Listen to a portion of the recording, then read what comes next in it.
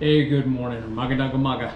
So, wanted to give a little bit of an update to our travel vlog with regards to our trip starting in the northern part of Luzon and heading down south. So, as you can see from the other videos, we hit a bunch of spots along the way. We did vegan, we did La Union, we did Baguio. We also did Alangapo and drove around Mount Marvales around there.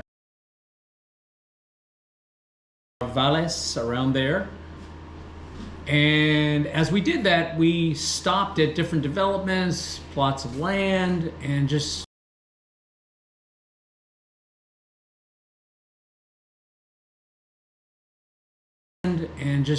kind of looked around. We saw some really interesting little enclaves that had land or homes on them that looked really interesting, but it wasn't a good balance for us because we were looking for some supporting infrastructure, meaning I'll say maybe a little bit more of a modern town. Love the barangays, love the authentic Filipino feel, but for our particular taste, we were looking for maybe something a little more updated.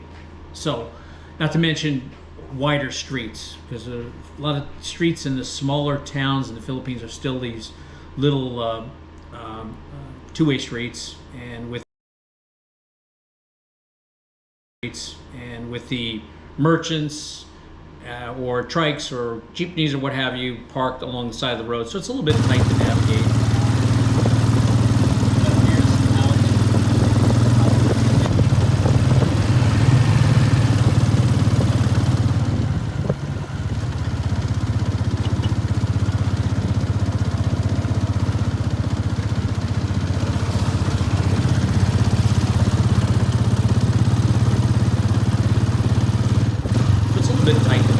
So yeah, that really wasn't on our punch out list as far as looking for a location to buy or build a home. So as I'll show in the video here, we did go all the way south. We went down the southernmost part of Luzon. We went to was in Lipa City. Which is, if you look on a map, you'll see a place called Lake Taal, which is in the southern part of the Philippines, Luzon, and around that lake there's a couple little cities. We spent the night, actually we spent the typhoon in Taguig, which was kind of interesting, and I had a couple of little shorts on that.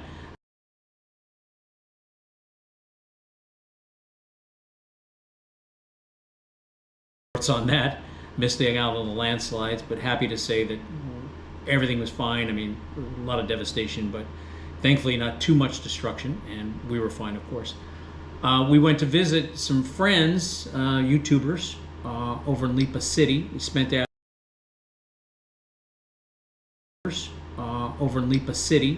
afternoon with them looking at a plot of land that was for sale in their neighborhood.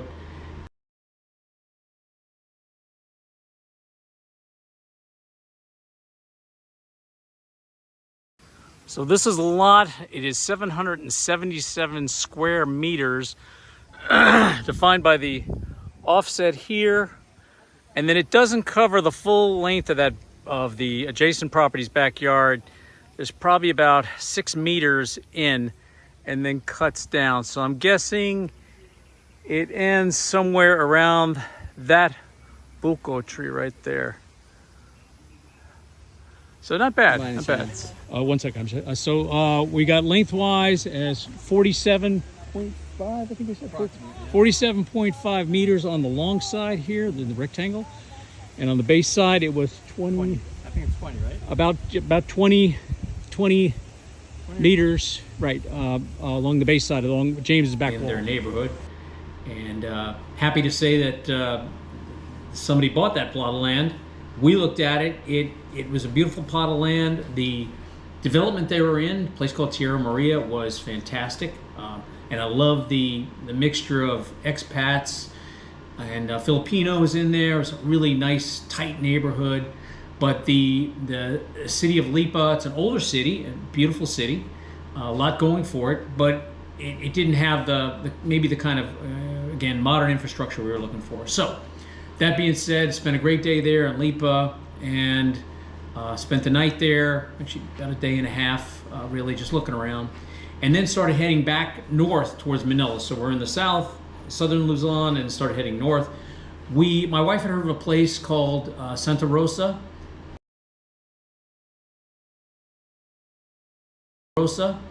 and Laguna and Nuvali, which is about an hour or so south of Manila. And we went and viewed that. And again, I'll show you here on the video, just so I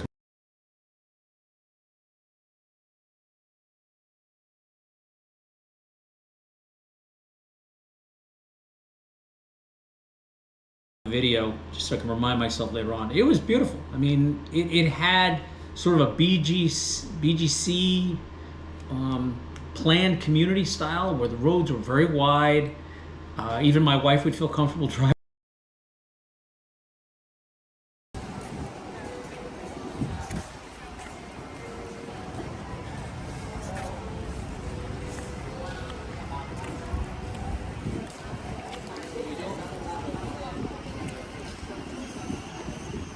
Even my wife would feel comfortable driving there, and yeah, it kind of supported our needs. Now, the interesting thing there, I'll throw these on the video, was the lots. We saw quite a few lots that we're really impressed with. I mean, nice size lots.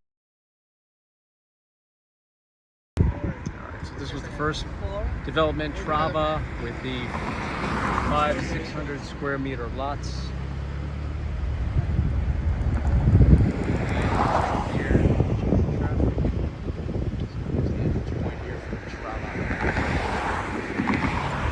Size lots, very interesting with regards to how the communities are set up. There are these gated communities, again, great little areas out.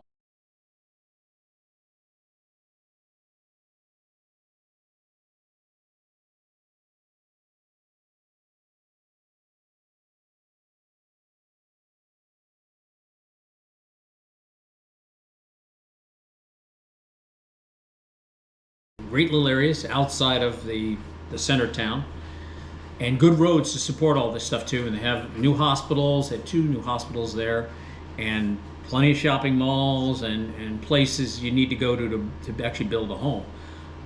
However, the interesting thing was looking at the price per square meter. As I mentioned in other videos when we were up north, the price per square meter here can be quite shocking.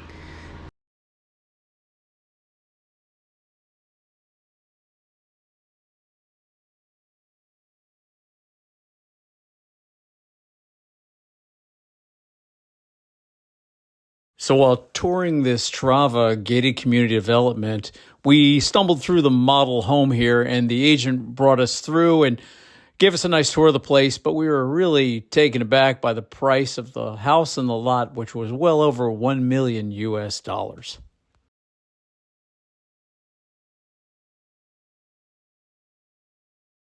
You have to clean this all by your own, right? Well, you spend all day cleaning, so. All right, so this is the second model. Big vaulted ceilings. What they did in this area, or the back end area, is smaller compared to the other house. So Okay. the front area in this is bigger, but the lot size itself is There is smaller. another, what you call it, showroom as well, the other side. So you can see it as well. Okay. Shocking. And as we found out, talking to the developers, or I should say, talking to the real estate agents here, buying land in the Philippines is an investment. And I say that not just for the obvious reasons, but a lot of people are making their money on buying land in new developments when it first comes out with no intention of ever building a home. They're buying it on speculation. So they're buying lots literally, in new developments, and with never having the intention of building anything on it, but just hanging onto the lot and then flipping it. You see that a lot in the States. However, usually there was a house on the lot. Here, there are literally developments, and I'll flash that here in the video. There are literally development communities that it's nothing but lots with maybe, I mean, we're talking, acres and acres of land with designated lots on them with maybe one or two houses.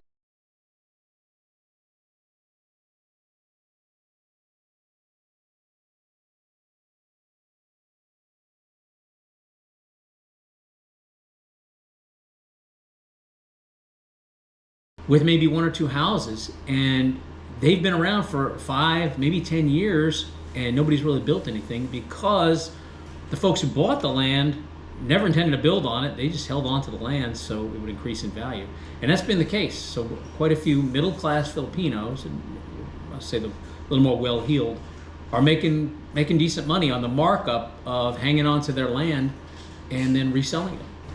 And in that case, what's going on is folks were literally flipping the lots. So they bought them 10 years ago at some low price they considered low, and now years later they're reselling the lots or selling the lots, and the prices are expensive. We were really surprised. Lots that we looked at that we thought were, hey, this is for us, converting to US dollars were 300,000 or more just for the land, right? So that would be the title for the land. That would be essentially my wife's name, because I'm not a Filipino citizen, my wife is.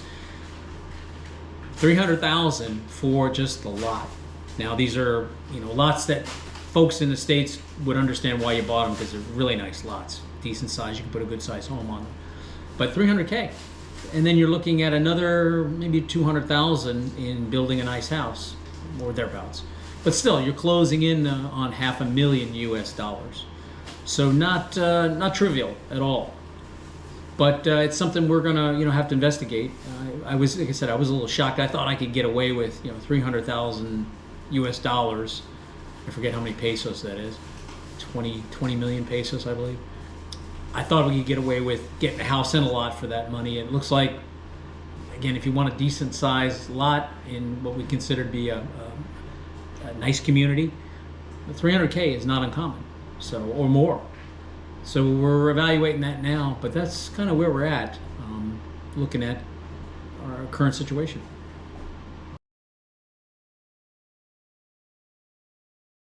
Well, for you folks that were curious about this stuff, yeah, thanks for hanging in there.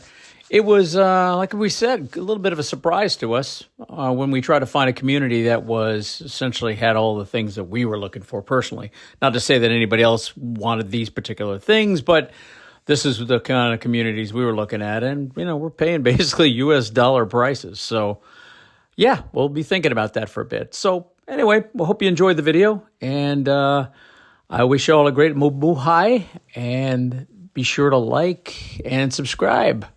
Thanks so much, and bye for now.